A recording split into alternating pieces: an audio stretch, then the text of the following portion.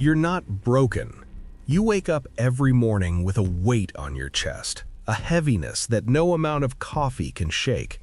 You go through the motions, the commute, the meetings, the small talk, the scrolling, and somewhere deep inside a voice whispers, "This isn't real." They tell you it's depression. They tell you it's anxiety. They hand you pills. They recommend therapy. They tell you to practice gratitude. But what if I told you that the problem isn't you? What if the problem is that you're the only one awake in a room full of sleepwalkers? You are not mentally ill. You are experiencing a recognition, a horrifying, clarifying recognition that the life you're living was never yours to begin with.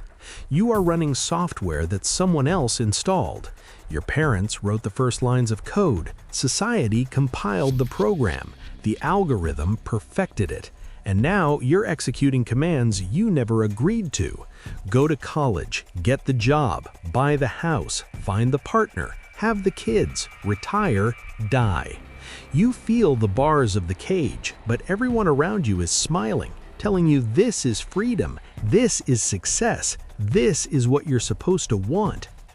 Niccolo Machiavelli understood something that most people spend their entire lives avoiding.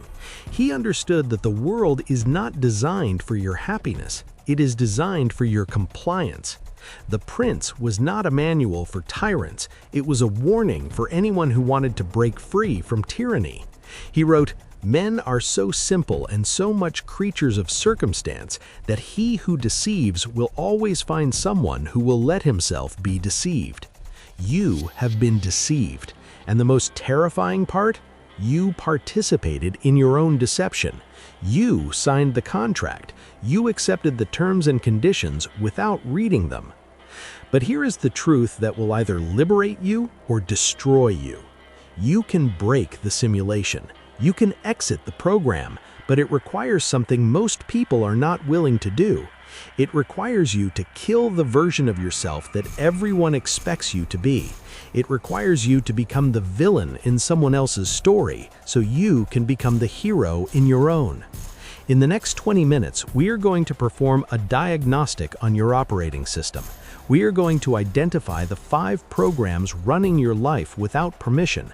We are going to learn the 7 acts of micro-rebellion that allow you to rewrite your code. And by the end, you will have a choice. Go back to sleep, back to the comfort of the lie, or stay awake and face the terrifying, exhilarating reality that you are the architect of your own existence. But be warned, once you see the code, you cannot unsee it. Once you realize you're in a simulation, you can never fully enjoy the game again. The red pill is not a gift, it is a curse disguised as freedom. Are you ready? Let's begin. Phase 1. The 5 programs. Before you can break free, you need to understand what is controlling you. Most people think they are making choices. They are not. They are running pre-installed programs. These programs were written before you were born, reinforced by every institution you passed through, and updated constantly by the culture you consume. Let's identify them. Program 1. The Success Ladder. You were told there is a correct order to life. Graduate high school, go to college, get an internship, get the entry-level job, work your way up, climb the ladder, reach the top. Then what? Then you die. This program is designed to keep you productive, obedient, and distracted. It keeps you chasing a carrot that moves every time you get close. First it's the degree, then it's the promotion, then it's the corner office, then it's the legacy. You never arrive, because arrival was never the point. Exhaustion was.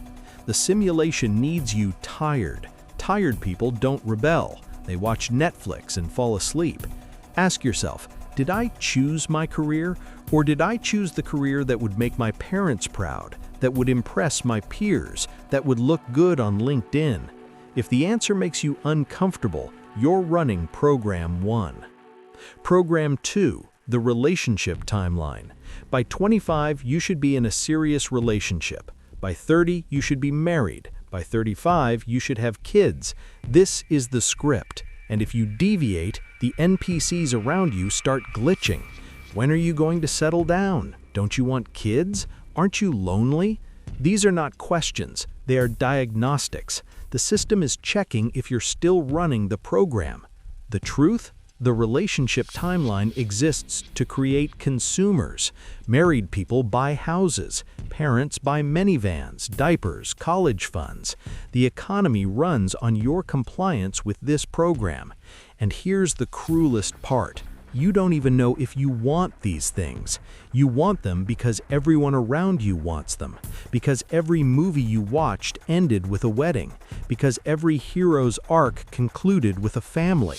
But Machiavelli would ask, whose story are you living, yours or theirs? If you feel trapped in a relationship that you can't remember choosing, if you feel suffocated by expectations you never agreed to, you're running Program 2. Program 3, the approval addiction.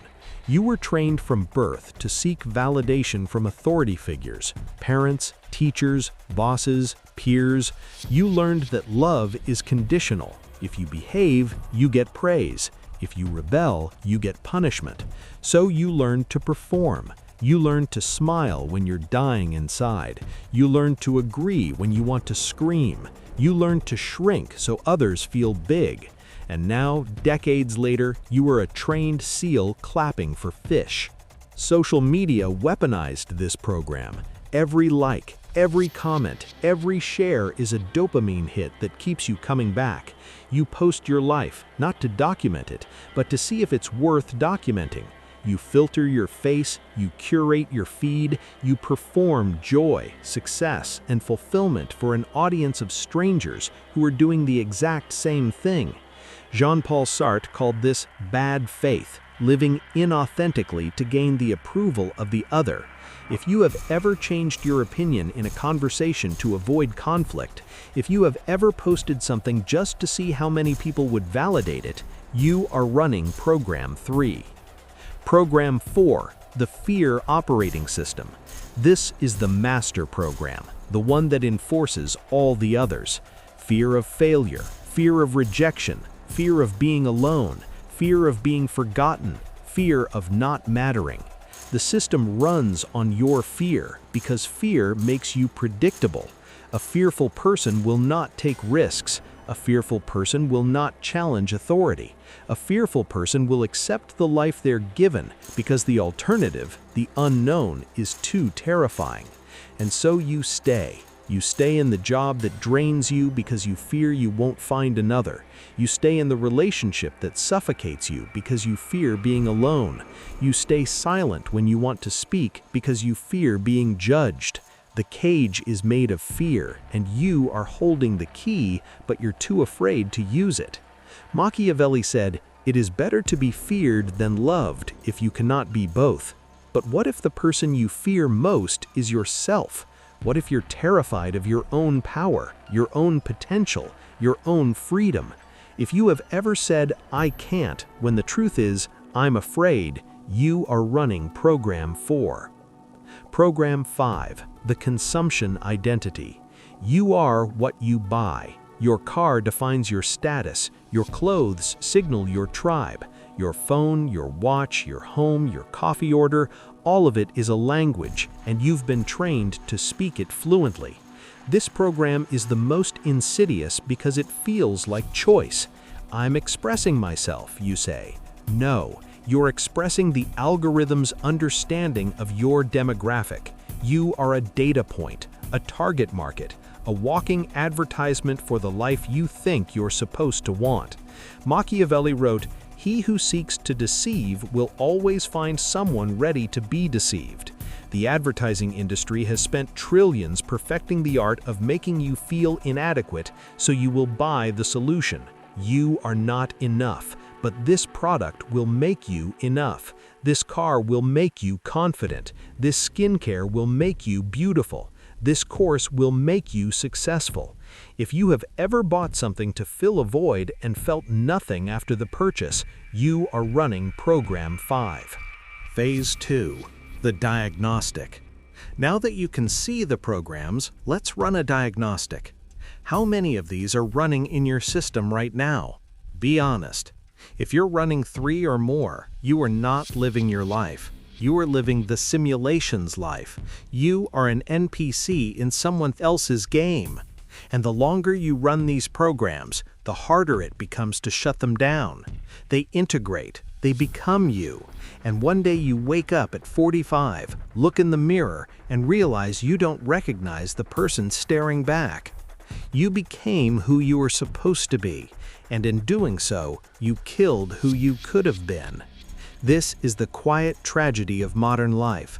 Not the loud catastrophes, the accidents, the betrayals. The quiet tragedy is the slow murder of the self through compliance. But here's the good news. The simulation is not a prison. It's a game. And if you understand the rules, you can break them. Phase 3. The 7 Acts of Micro-Rebellion. You cannot unplug all at once. If you try, the system will reject you. You'll be labeled crazy, selfish, irresponsible. The NPCs will try to pull you back in. So you start small. You start with micro-rebellions.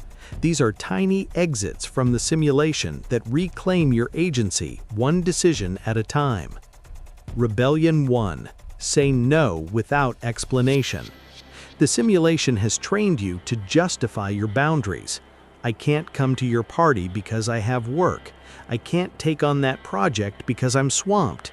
You offer reasons, you offer proof, you beg for permission to prioritize yourself. Stop. The next time someone asks something of you that you don't want to do, say no. Just no. No explanation, no justification, no apology. Watch what happens. The asker will glitch. They'll say, "Why not?" And you'll smile and repeat, "I'm not able to." They will demand a reason. Do not give them one. This is a boundary test. The simulation will push back. It will try to guilt you, shame you, manipulate you into compliance. If you hold the line, you've just installed a firewall. You've just told the system, "I am not your puppet." This is terrifying at first. You'll feel selfish. You'll feel guilty. Good. That discomfort is the program dying. Let it die. Rebellion 2. Waste a day. The simulation needs you productive. It needs you optimizing, hustling, grinding.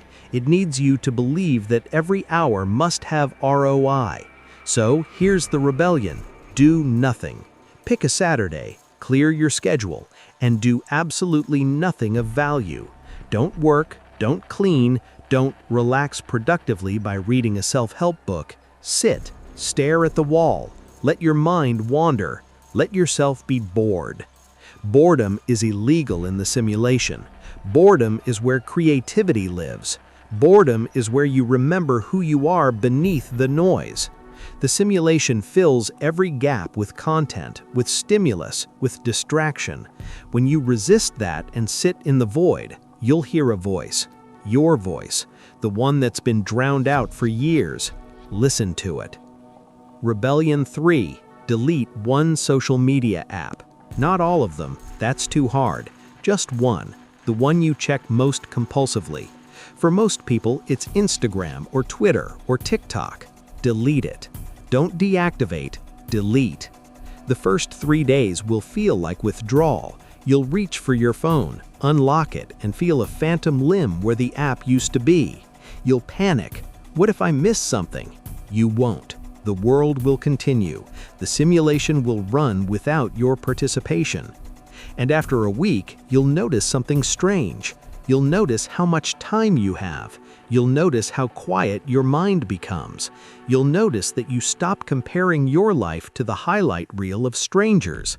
This is deprogramming. This is unplugging, one app at a time. Rebellion 4. Ask the forbidden question. Why am I doing this? Not in a passive way, in a surgical way.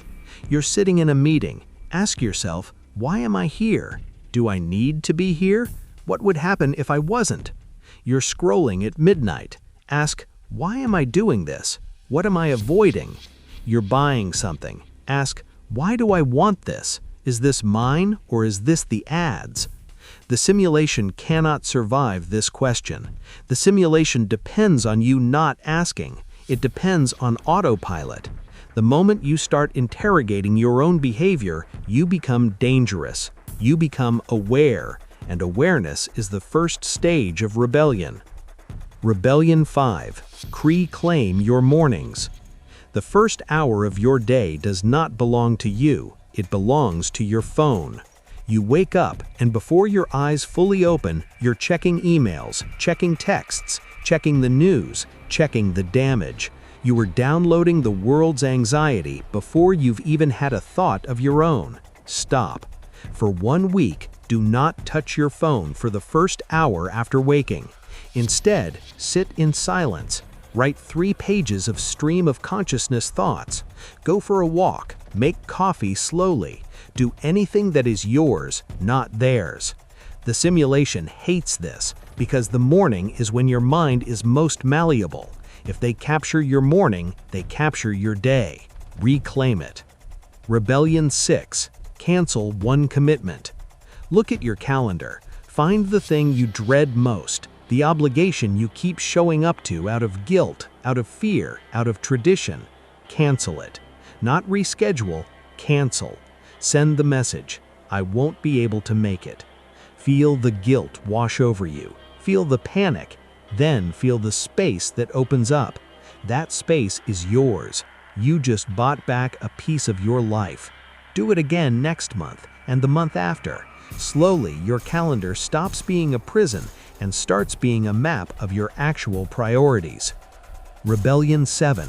Tell one truth. You lie every day. Small lies, social lies. I'm fine. I'd love to. That sounds great. You lie to keep the peace, to avoid conflict, to stay likable. Pick one person. Tell them one truth you've been hiding. I don't actually enjoy these dinners. I don't want to work on this project. I'm not happy. The simulation will fight you. The person will be hurt, confused, angry. Let them. You are not responsible for managing their emotions. You are responsible for living in your truth, one truth at a time. Phase 4. The glitch. Here's what they don't tell you about waking up. The NPCs will turn hostile. When you stop playing the game, the other players notice, and they don't like it. Your parents will say you've changed. Your friends will say you're being selfish. Your partner will say you're having a crisis. They will try to pull you back, not because they're evil, but because your freedom threatens their cage. If you can escape, it means they can too, and that terrifies them. So they'll shame you, they'll guilt you, they'll say you're irresponsible, ungrateful, delusional. This is the glitch. This is the system defending itself. And you have 2 choices: go back to sleep or keep walking. Machiavelli knew this. He wrote, "The innovator has for enemies all those who have done well under the old conditions." You are the innovator of your own life, and everyone who benefited from your compliance will resist your change. Let them. Their resistance is proof you're doing it right. Phase 5. The architect. So you've unplugged, you've run the rebellions, you've exited the simulation. Now what? Now you build. You stop running someone else's program and you write your own. This is the hardest part, because the simulation gave you structure. It told you what to do, where to go, who to be. Now you're in the void, and the void is terrifying. But the void is also where gods are born. You are no longer the character, you are the author. You are no longer the player, you are the game designer. Ask yourself, if I could design my life from scratch, what would it look like? Not what would impress people, not what would make money, not what would make sense. What would make you feel alive? What would make you wake up excited? What would make you feel like you're living your story, not theirs? Write it down. Build the blueprint. It doesn't have to be realistic. It doesn't have to be achievable tomorrow. It just has to be yours. And then, one decision at a time, move towards it. Cancel the things that don't fit. Say no to the opportunities that take you further from your design. Say yes to the things that terrify you but align with your vision. You are the architect now, and architects don't ask for permission. Phase 6. The warning. I need to tell you something. This path is not for everyone. Most people will watch this video, feel a spark, and then go back to the program by Monday, because the simulation is comfortable, it's predictable, it's safe. Freedom is cold. Freedom is lonely. Freedom requires you to take responsibility for every outcome, every failure, every success. You can't blame your parents anymore. You can't blame society. You can't blame the algorithm. You are the author, which means you are accountable. And some days, you will want to go back. You will miss the simplicity of the script. You will see people around you, comfortable in their cages, and you will envy them. This is normal. This is the cost. Jean-Paul Sartre said, "Man is condemned to be free." Freedom is not a gift, it's a sentence. But here's the paradox. Once you see the bars, you can never pretend they're not there. Once you taste sovereignty, you can never stomach submission again. You are awake now, and there is no going back to sleep. The choice. So here's your choice. You can close this video, go back to your day, and pretend you never heard this. You can keep running the program, keep climbing the ladder, keep chasing the approval, keep numbing yourself with distractions. No one will blame you. The simulation will welcome you back with open arms. Or you can take the first step. Pick one rebellion, just one. Say no without explaining. Waste a day. Delete an app. Ask the forbidden question. And see what happens. See if the sky falls. See if the world ends. Spoiler? It won't. The world will keep turning, and you will have taken one step toward becoming the author of your own existence. Machiavelli wrote The Prince not for the rulers, but for those who wanted to understand how rulers think. He gave the oppressed the playbook of the oppressor. I'm giving you the same thing. I'm showing you the code. I'm showing you the programs. I'm showing you the exits. What you do with this information is up to you. But if you're still here, if you've watched this far, I know something about you. You're not like the others. You feel the glitch. You see the cracks in the matrix. You've been looking for permission to leave. This is it. This is your permission. You don't need their approval. You don't need their understanding. You don't need their validation. You need nothing from them. And that makes you dangerous. Welcome to the other side. Welcome to the real world. It's messy, it's uncertain, it's terrifying, but it's yours. If you're ready to go deeper, if you're ready to learn the tactics, the strategies, the psychological warfare required to protect your sovereignty, then subscribe, turn on notifications, join the order. We're building something here, a sanctuary for the awake, a tribe of architects. The simulation is counting on you to stay asleep. Prove it wrong. I'll see you in the real world.